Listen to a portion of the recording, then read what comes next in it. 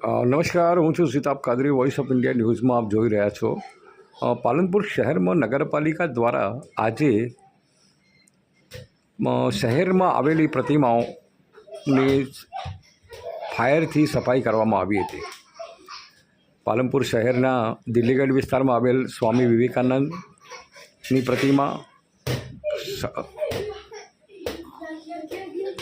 તેમજ સિમલા ગેટમાં આવેલ બાબા સાહેબ આંબેડકરની પ્રતિમા, કીર્તિસ્તંભ વિસ્તારમાં આવેલ સુભાષચંદ્ર બોઝની પ્રતિમા અને કોઝી વિસ્તારમાં આવેલ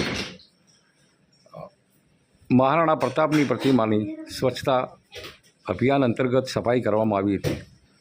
તમામે તમામ વિસ્તારોમાં સફાઈ થઈ બાવલાઓની, પણ પાલનપુર શહેરના શ્વેત ક્રાંતિના બનાસકાંઠાના પ્રણેતા અને બનાસ ડેરીની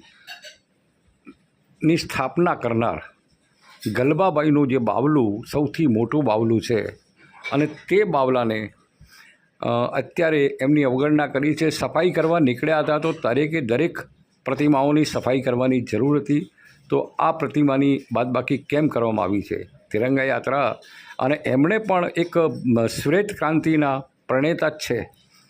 મહાપુરુષોની વાત સાચી છે, મહાપુરુષોની સાથે પણ એક મોટું બાવલું હતું, તેની પણ સફાઈ કરવાની જરૂર છે। લોકો આ બાબતે અનેક પ્રશ્નો કરી રહ્યા છે। Voice of India news, Sitab Qadri, Palanpur.